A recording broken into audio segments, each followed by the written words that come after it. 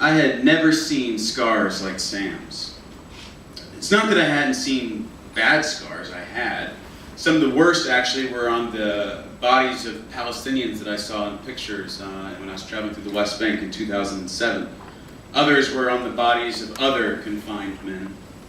Some were only in my imagination though, like those of a female patient of my father's from his small community medical practice of 20 years in East Tennessee. As my dad performed an ultrasound on her pregnant belly, she told him the origin of the disordered maze of scars on her skin. My mother set me on fire when I was 3, she said. In my mind, her scars are perhaps the most vivid, even though I've only seen them in my dreams.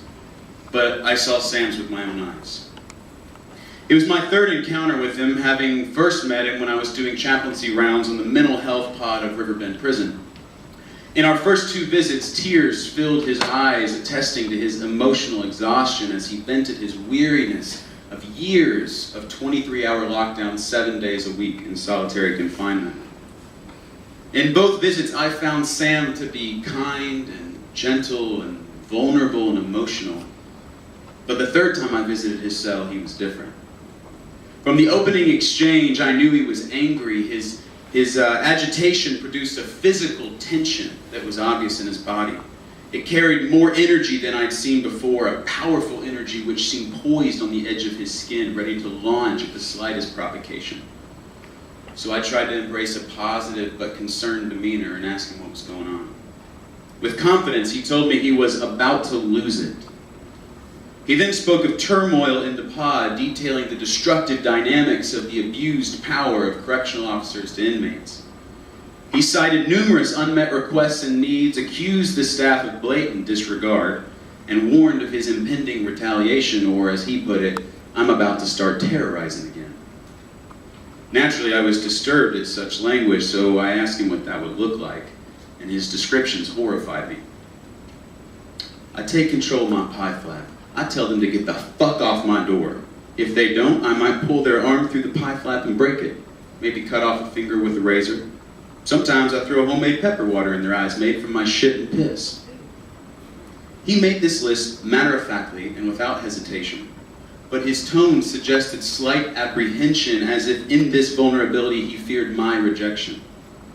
And though I certainly refused to reject him, I also did not want to risk tacitly approving of such violence. And so I dug deeper. Why do you want to do that? I asked him. Do you think that accomplishes your goals? They fear me, Sam said as his eyes widened. They learn real quick not to mess with me. We continued talking as I questioned whether fighting fire with fire was the best method for dealing with the abysmal life of solitary confinement. And with each exchange, I realized more fully the violent past and potential of the man on the other side of the steel door.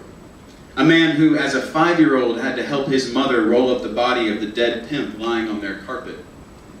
A man who had witnessed women sell their young daughters and their own bodies to drug lords for $20 worth of crack cocaine.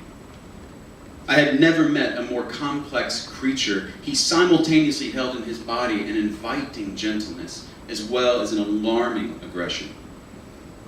I then noticed what I thought was a rash on his lower neck. What happened to your neck there, Sam? I said, trying to lighten the conversation. But I had no idea what revelation that question was about to produce. Sam smiled, and without saying a word, he removed his shirt. And it was then that I saw the scars on his chest. Sam stepped back from the door so that I could see his entire torso. His fit upper body was almost fully covered in long and interwoven scars, documenting a pattern of extensive self-violence. Numerous uninterrupted scars ran parallel from either shoulder to the opposite hip, crisscrossing in the middle. It looked like Wolverine from X-Men had slashed Sam's body over and over. The scars rose out from his flesh, some as far as an inch. Clearly, he had cut deep and often so that almost no inch of his upper body had escaped his attacks. I'm sure that I slurred my words trying to formulate a response, so Sam kept talking. He was smiling. See, I've been cutting a long time. A lot of these guys, they cut short. They don't go deep. They can't. They can't handle the pain. Me, I'm all in. When I cut, I rip through. And he demonstrated this ripping, pulling his right hand across his chest with a brute force. And I shivered, imagining a razor attached to such a powerful motion. "Why do you cut like that?" I asked him, my voice soft as my energy had been sapped.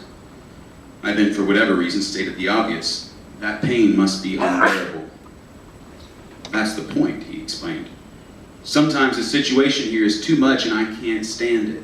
I cut like this so I black out. At least in those moments, I don't have to deal with this place." His tears returned and I stared blankly at him for a moment, unable to respond. So he continued, "Some days I just want to end it all, black out, never come back." He leaned his head back slightly and as a tear slipped down his cheek, and it was then that I noticed his neck again. His other scars were so grotesque they had distracted me from re-examining the very thing I had asked about in the first place. With his shirt off, I could see more clearly the markings on his neck, and they were not a rash as I had previously assumed. They too were razor scars. Sam then told me that he had sliced deep into his neck at least 3 times in suicide attempts. His flesh was wrinkled and ragged with layers of scar tissue that formed a complete circle around his neck. As my eyes scanned his whole body, I saw far too much mutilation. Now at the end of our conversation, it was uncomfortably clear that Sam, like almost everyone in prison, had a painful story to tell, with a past filled with the same sort of violence that I saw displayed on his dark skin. Needing to move on, I told him goodbye and saw the scars disappear under his prison shirt. Before continuing to the next cell, I paused and leaned against the wall, needing a moment to process. I had never seen a body more marred than his, and I wondered how such a place could exist. A place so violent and dehumanizing that someone would prefer to die or black out from self-mutilation than spend another moment incarcerated.